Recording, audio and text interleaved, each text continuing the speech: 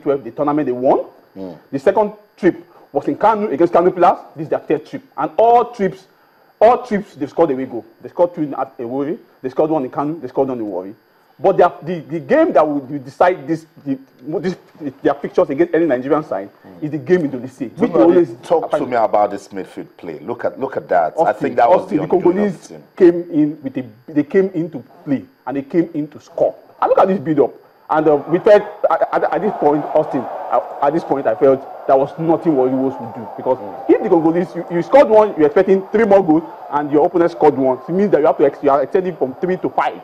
That wasn't the way goals do. Does to you. So, and you could see the Warri Wolves player, Adubike, Mine Ojo, they became so almost demoralized because they felt there was nothing Warri Wolves would do in this game. So, it's a problem with our football, because of the kind of arrangement we've had. We remember the Dolphin case. They went on a playing tour of Tunisia. They didn't play that game. So, because of poor arrangement, what it was because they knew they were in the final qualifying round. And that was like, so look at this goal. Of course, the fans they thought everything, they were going to be a dramatic comeback. But dramatic comeback in just 10 minutes against a side that came prepared. Defense line, they knew what they wanted. They knew that they had to go all out to attack, because if they had to sit back and defend, there was nothing. But at the end of the day, this was what gave everybody hope. It was 3-1 against Oganeka Etebo. Got this goal, but it was too late in the game. It was too late, and so you could see the fans. For the first time, I've seen Nigerian fans watch team support their team from the very first minute to the last minute. Even after the game, they applauded both Warri Wolves and the Congolese. So I think it's a whole lot of things. So lessons for next season: start preparing for CAF Champions League. The draws will be made in December this year. Next year, you have to qualify. No excuses. This Congolese team have been preparing.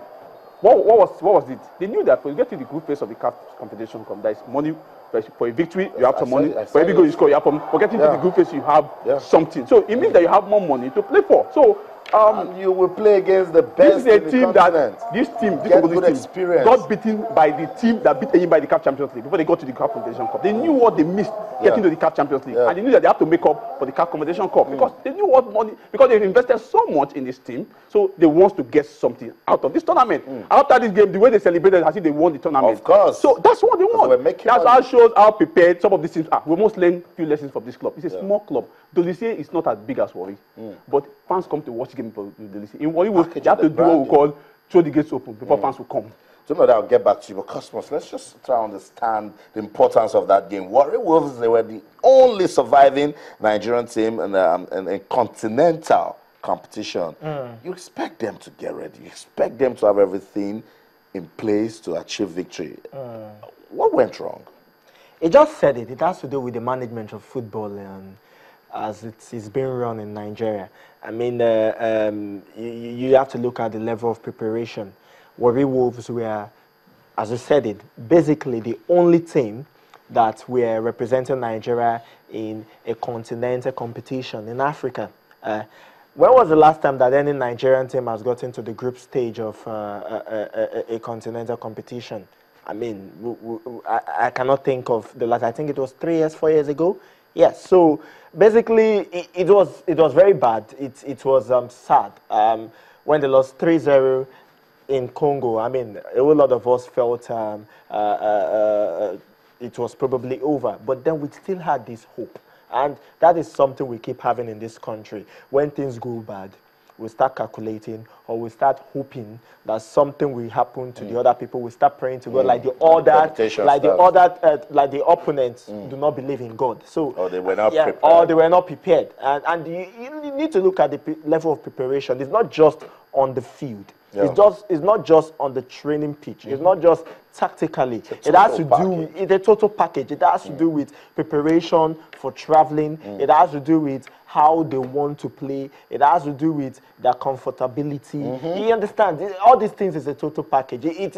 Running a football club is not just about let's play on the field of play.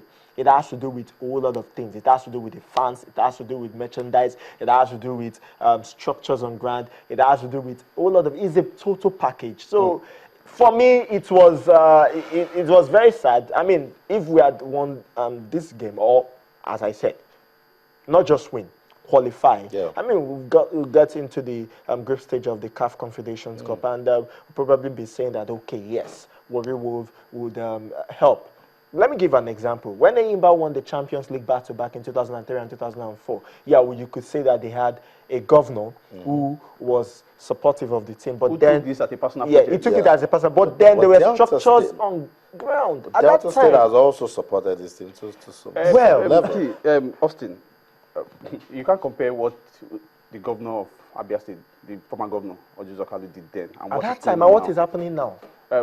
The way this team, the way Warriors came to this game, the managing director of the club has to take money from his pocket to pay the bonus of these players. Let me tell you, if I had to go to the past before this game, we won't leave this program. We won't leave this place. It's a whole lot of things.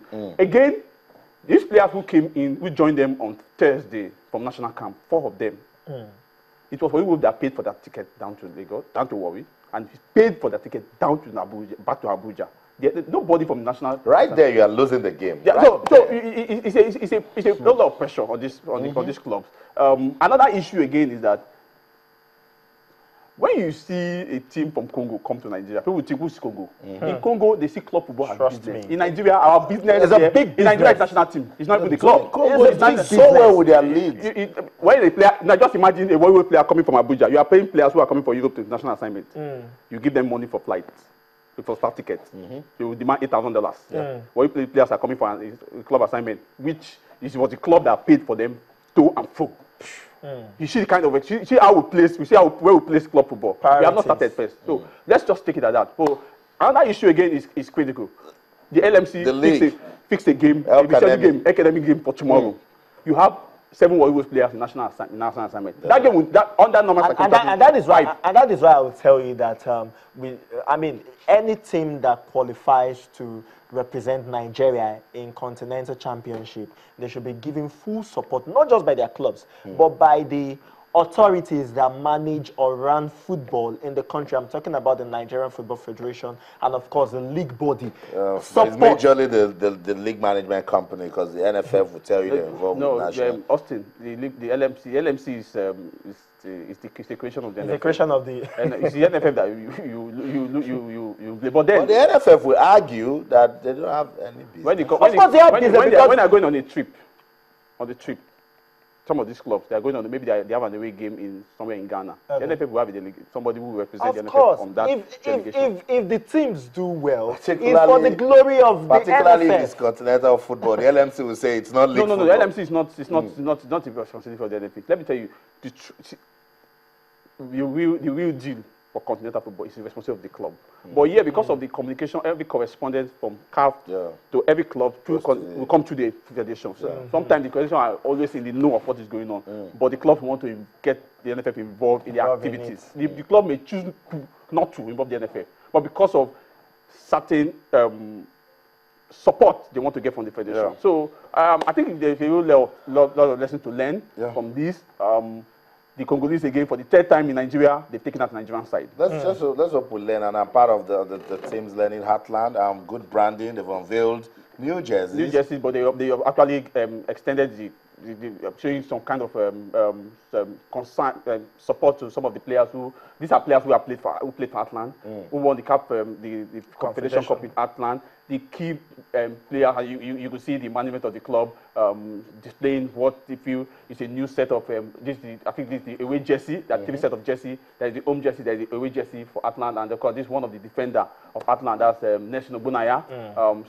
You see some of the key members of Heartland FC involved in the activity. Like even Julius Obido, who is another key member of Heartland, has been there for close to 5 seasons. So it's a way of trying to make the club understand that, yes, not like the Rangers who we saw in the game against Heartland, that we saw 3 different sets of jerseys in one game.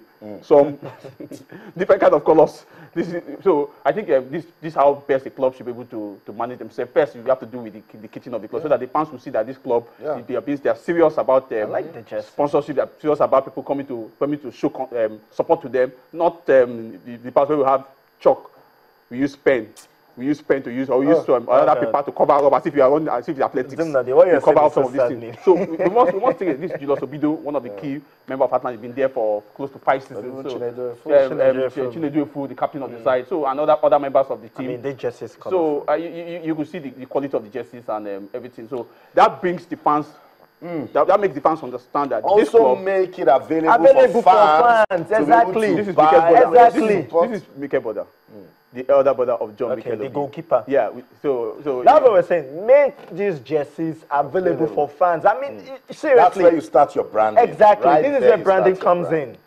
Okay, guys, I think we've got to go now. Thanks so much for coming on the show, customers, and of course, Zoom Nadi Okonta. So we'll just let you know updates coming. You know, West Ham, they have signed Slaven Bilic as a new coach. A lot is going on right now with football. But Sami Khedira, Arsenal has been watching Sami Khedira forever, and it's off to you. why you? But What's it is not surprising. What's the story? It is not surprising. Let me just put it this tell way. me the story. What's the story?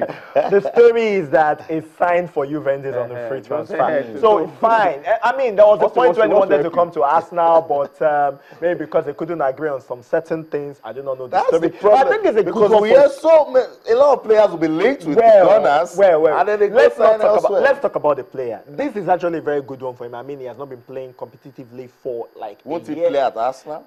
Well, Sami Khedira? he would have played at Arsenal at the time when he was supposed to sign for Arsenal. But then going to Juventus, where a certain Pirlo is leaving, then he will be able to fit in, and people like Samuel should start thinking of whether they should leave Juventus or not, because Sami Khedira would, I mean, it brings a whole lot of things into that midfield. So, right. as far as I'm concerned, it's a good deal for him. Going to Juventus, Serie A champion, of course, they won the double this season, got into the Champions League final, and let's see whether his career will be revived with Juventus, the Buccaneers. So that's it. Updates coming from the transfer window. Remember, the season is on break now, so a lot of players will be moving from one club to the other. So this just puts to rest. Sami Khedira will not go to us now, so we'll just rest now. He's gone to Juve. We don't need him.